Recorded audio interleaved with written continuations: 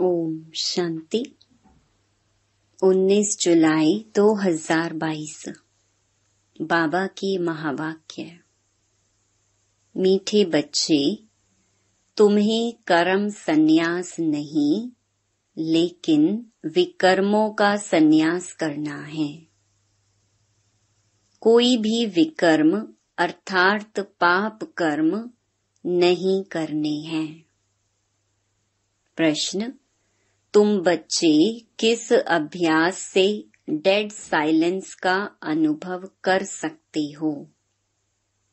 उत्तर, अशरीरी बनने का अभ्यास करो। एक बाप के सिवाय दूसरा कोई भी याद ना आए। शरीर से जैसे मरे हुए हैं। इसी अभ्यास से आत्मा डेड साइलेंस की अनुभूति कर सकती है। प्रश्न, सर्व दुखों से छूटने की सहज विधि क्या है?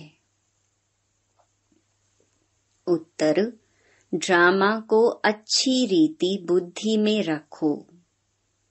हर एक पाठधारी को साक्षी होकर देखो तो दुखों से छूट जाएंगे।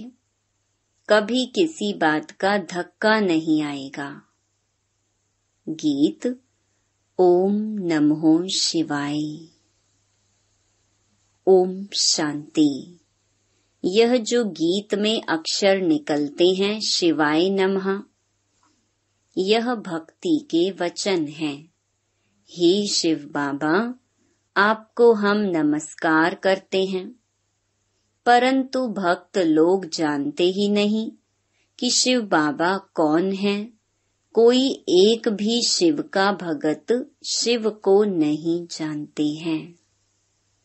शिव बाबा बिल्कुल साधारण अक्षर है, तो शिवाय नमः कहना यह भी भक्ति का अंश है।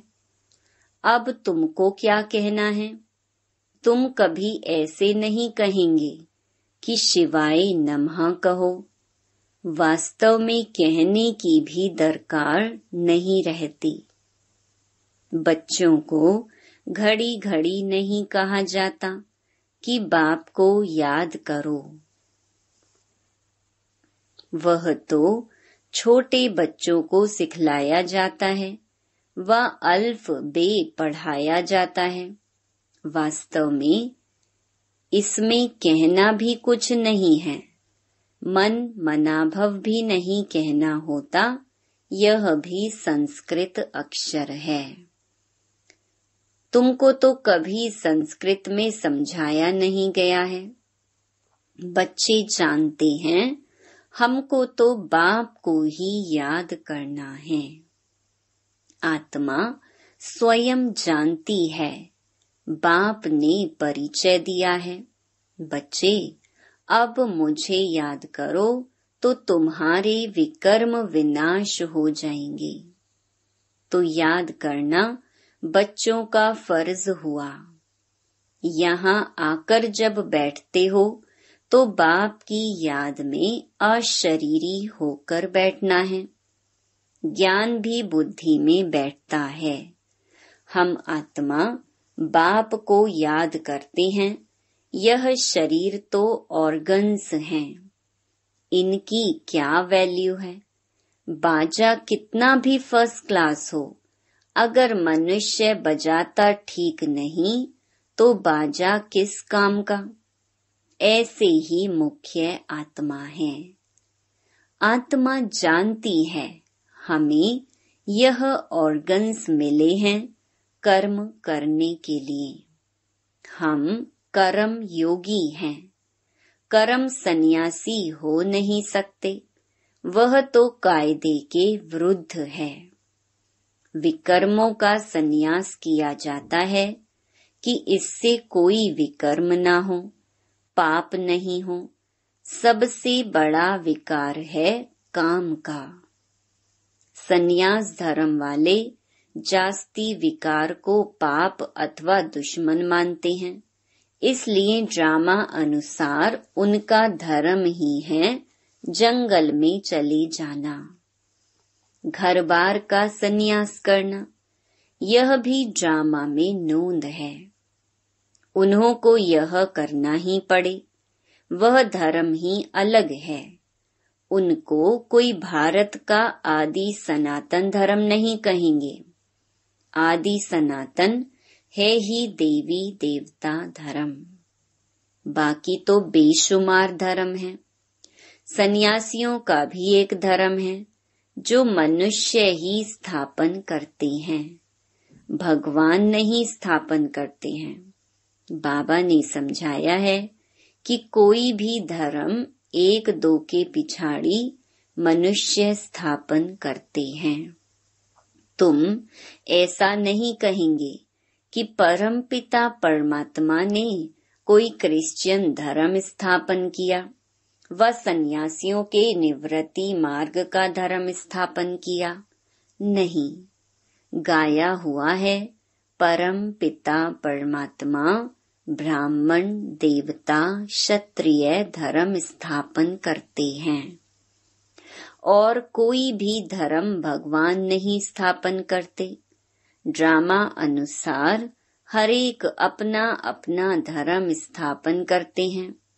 ऐसा भी नहीं कि परमात्मा किसको कहते कि फलाने जाओ, जाकर धर्म स्थापन करो। यह बना बनाया ड्रामा है।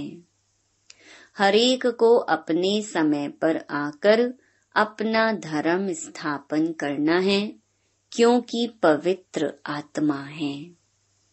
पवित्र आत्मा बिगर कोई कब धर्म स्थापन कर नहीं सकते, कायदा नहीं। आत्मा आकर धर्म स्थापन करती है और पवित्र रहती है, और सब धर्म मनुष्य स्थापन करते हैं।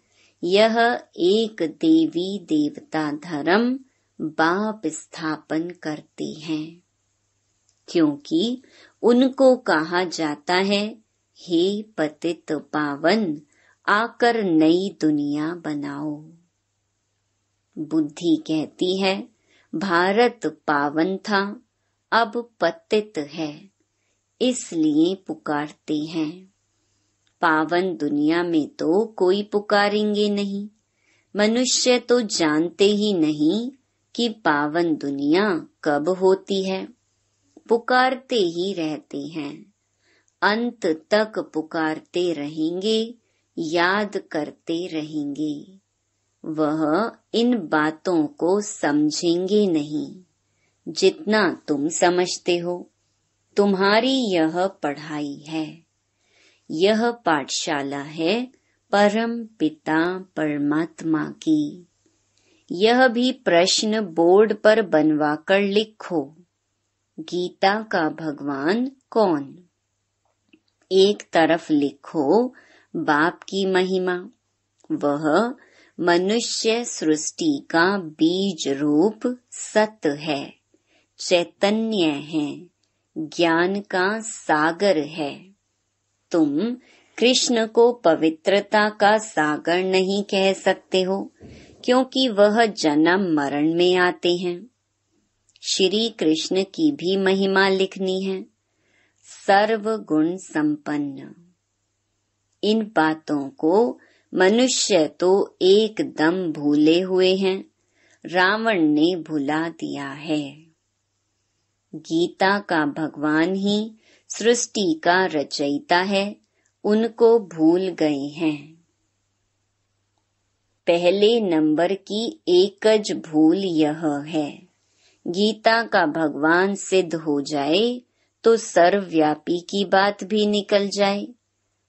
भगवान कभी ऐसे कह नहीं सकते कि मैं सर्वव्यापी हूँ। बाप कहते हैं कि मैं पतित पावन हूँ, मैं सर्वव्यापी कैसे हो सकता। एक एक से कितनी मेहनत करनी पड़ती है।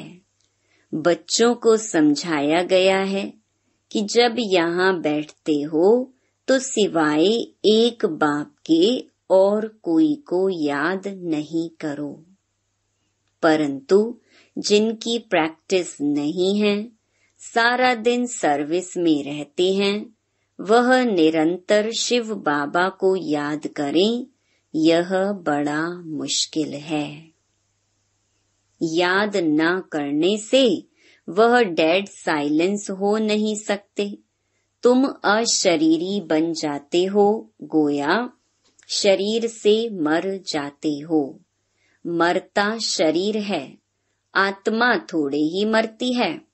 आत्मा कहती है, मैं शरीर छोड़ता हूँ, मैं मरता हूँ। यह अक्षर कहना रॉन्ग है। आत्मा ने शरीर छोड़ा, यह राइट अक्षर है।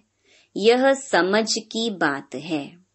आत्मा एक शरीर छोड़ दूसरा ले पार्ट बजाती है। पार्टधारी तो सब है ना। आत्मा पार्ट बजाती रहती है। अभी तुम बच्चों को यह ज्ञान मिलता है। ड्रामा प्लान अनुसार उनको दूसरा शरीर ले फिर पार्ट बजाना है।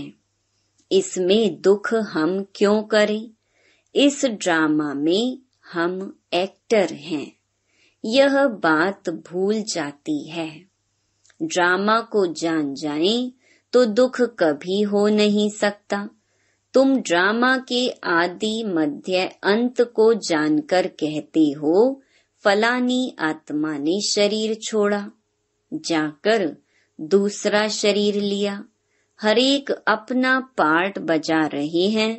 भल तुमको ज्ञान मिला है, तो भी जब तक परिपक्व अवस्था हो तब तक कुछ धक्का आ जाता है। रावण राज्य में जड़जड़ीभूत हुए हैं ना, तो झट धक्का आ जाता है। सतयुग में कभी धक्का नहीं आता। वहां तो बैठे बैठे शरीर छोड़ देते हैं। अब नया शरीर जाकर लेना है। सर्प का मिसाल। यहाँ तो ढेर रोने लग पड़ते हैं। कहाँ कहाँ से आकर स्यापा करते हैं। सतयुग में ये बातें नहीं होती हैं। तुम संगम युग पर ही राम राज्य रावण राज्य की रस्म रिवाज को जानते हो। राम राज्य में तुम रावण राज्य को नहीं जानते हो। रावण राज्य में तुम राम राज्य को नहीं जानते हो। संगम पर तुम दोनों को जानते हो। बाबा आकर सारे ड्रामा के आदि मध्य अंत का राज समझाते हैं। फीलिंग आनी चाहिए कि बरोबर यह बात ठीक है। जब तक तुम ब्राह्मण नहीं थे तब तक कुछ नहीं जानते थे। ज्ञान बिगर मनुष्य तो जैसे जंगली हैं। गवर्नमेंट भी कहती है मनुष्य को पढ़ाई जरूर चाहिए। गांवड़े वाले पढ़ते नहीं हैं, अपनी खेती बाड़ी में ही लगे रहते हैं, तो बाहर वाले कहते हैं यह तो जंगली है। तुमको तो अब बाप बैठ पढ़ाते हैं, हम गार्डन के फूल बनते हैं। वह हैं जंगल के कांटे। तुमको मालूम पड़ा है तब समझ सकते हो। दुनिया में ऊंच ते ऊंच गुरु को माना जाता है, क्योंकि समझते हैं वह सद्गति करते हैं। परंतु बाप ने समझाया है यह तो भक्ति में फंसाते हैं। भक्ति की धुन में बैठते हैं तो झूमते रहते हैं। तुमको झूमने आदि की दरकार नहीं। यहाँ तो बाप से वर्षा लेना है। बच्चा बड़ा होता है, समझ जाता है बाप से हमको वर्षा मिलना है। छोटे बच्चे के ऑर्गन्स ही छोटे हैं। तुम तो समझ सकते हो हमको अपना जीवन कैसा ऊंच बनाना है। बरोबर भारत हीरे जैसा था। गीता में अगर परमपिता परमात्मा का नाम होता तो सब कुछ समझ जाते। परमपिता परमात्मा ही सर्व का सद्गति दाता है। उनकी शिव जयंती भी भारत में ही मनाते हैं। वास्तव में भारत तो सबसे बड़ा तीर्थ है। सबकी सद्गति करने वाला जो बाप है, उनका जन्म यहाँ भारत में होता है। अभी तुमको पता पड़ा है बाप कैसे भारत देश में आते हैं। अब कौन सा तीर्थ स्थान ऊंच मानेंगे? जरूर भारत को ही मानना पड़े। शिव के मंदिर तो जहाँ तहाँ हैं। सब धर्म वाले जहाँ भी शिव का मंदिर देखेंगे तो जाकर शिव बाबा पर हार चढ़ाएंगे। अगर जान जाएं कि शिव बाबा ही है जिसने हम सबकी सद्गति की है तो भटकना छूट जाए। भारत को ही अविनाशी सचखंड कहते हैं। भारत कभी विनाश नहीं होता है। यह भी तुम जानते हो। भारत में जब देवी देवता धर्म था तो और धर्म वाले व खंड नहीं थे। तुम बच्चे जानते हो बाप अभी यहाँ फैमिली सहित बैठा है। यह ईश्वरीय फैमिली है और वह है आसुरी फैमिली। तुम्हारे में भी कोई कोई हैं जो अच्छी तरह समझते हैं, शुद्ध अहंकार में रहते हैं। देह अभिमान है अशुद्ध अहंकार। देवताओं के चेहरे पर कितना हर्षितपना रहता है। तुम्हारा शुद्ध अहंकार गुप्त है। आत्मा को बहुत खुशी होती है। ओहो, कल्प बाद फिर से बाबा मिला है। हमको राज्य भाग्य का वर्षा देने के लायक बना रहे हैं। बड़ी खुशी रहनी चाहिए। तुम्हारे अगेंस्ट बहुत हैं। तुम्हारी एक बात है, ईश्वर सर्वव्यापी नहीं है, और दूसरा गीता का भगवान कृष्ण नहीं है। यह है मुख्य दो भूलें। इसलिए बाबा कहते हैं कि पहले पहले पूछो परम पिता परमात्मा से आपका क्या संबंध है, और यह भी पूछो कि गीता का भगवान कौन है। जज करो इस पहेली को। इसको हल करने से सेकंड में जीवन मुक्ति पा सकते हो। जनक मिसल सेकंड में जीवन मुक्ति। यह तो भारत में मशहूर है। उसने कहा कौन है जो हमको सेकंड में ब्रह्म ज्ञान देवे। यह ब्रह्मा ज्ञान है ना, जो ब्राह्मण ब्राह्मणियां देते हैं। उनको ज्ञान देने वाला ज्ञान का सागर शिव है। इन बातों को तो वह समझते नहीं। ब्रह्म ज्ञान कह देते हैं। ब्रह्मा भोजन को ब्रह्म भोज कह देते हैं। ब्रह्म तत्व है। ब्रह्मा तो है बाप, उनका बाप है शिव। यह बातें मनुष्य बिल्कुल नहीं जानते हैं। पहले तुमको यह बातें थोड़े ही समझाई थी। पहले तो तुम बच्चे सगीर थे, अब बालिग हुए हो। बाप कहते हैं आज तुम्हें गुहिया बातें समझाते हैं। बात बिल्कुल सहज है। मन मना भव। जैसे बीज और झाड़ का विस्तार कितना लंबा है, समझाते रहते हैं। अभी हम त्रिकालदर्शी बन गए हैं। रचयिता और रचना के आदि मध्य अंत को जान गए हैं। इस समय तुम्हारे सिवाय और कोई सृष्टि के आदि मध्य अंत को नहीं जानते हैं।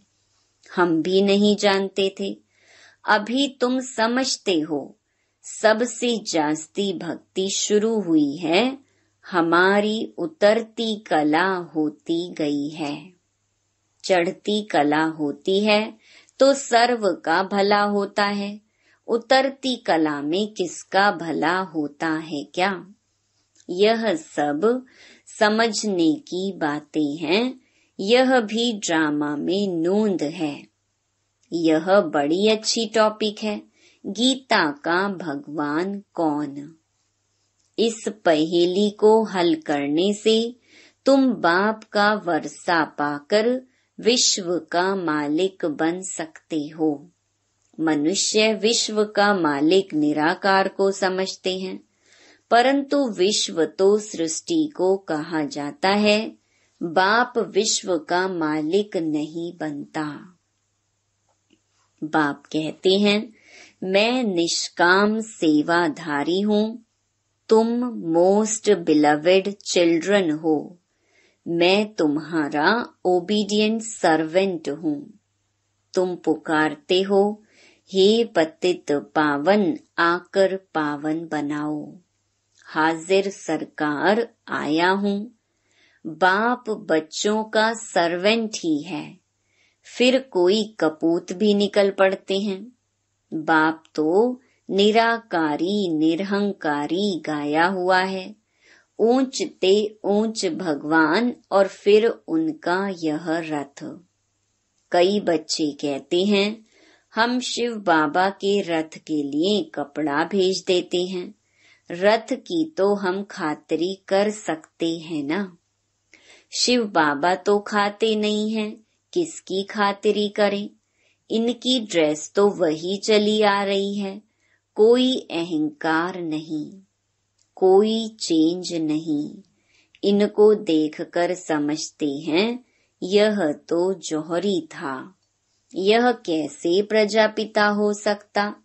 अरे इसमें मूंझने की क्या बात है, आकर समझो। हम ब्रह्मा मुख द्वारा वंशावली बने हैं। हमारा हक लगता है विश्व का मालिक बनने का। अच्छा, मीठे मीठे सिक्की लधे बच्चों प्रति माता पिता बाप दादा का याद प्यार और गुड मॉर्निंग। रूहानी बाप की रूहानी बच्चों को नमस्ते। धारणा के लिए मुख्य सार। पहला, अशुद्धता को छोड़ शुद्ध अहंकार में रहना है। यह चेहरा देवताओं जैसा सदा हर्षित रखने के लिए अपार खुशी में रहना है। दूसरा, बाप दादा समान निरहंकारी बनना है, सेवाधारी बनकर सबूत देना है, कभी कपूत नहीं बनना है। वरदान, एक बाप दूसरा ना कोई, इस स्थिति द्वारा सदा एक रस और लवलीन रहने वाले सहज योगी भव। एक बाप दूसरा ना कोई, जो बच्चे ऐसी स्थिति में स्थित रहते हैं, उनकी बुद्धि सार स्वरूप में सहज स्थित हो जाती है। जहाँ एक बाप है, वहाँ स्थिति एक रस और लवलीन है। अगर एक के बजाय कोई दूसरा तीसरा आया तो खिटखिट होगी। इसलिए अनेक विस्तारों को छोड़ सार स्वरूप का अनुभव करो। एक की याद में एक रस रहो तो सहज योगी बन जाएंगे। स्लोगन, दिल में सदा यही अनहद गीत बजता रहे कि मैं बाप की, बाप मेरा। ओम शांति।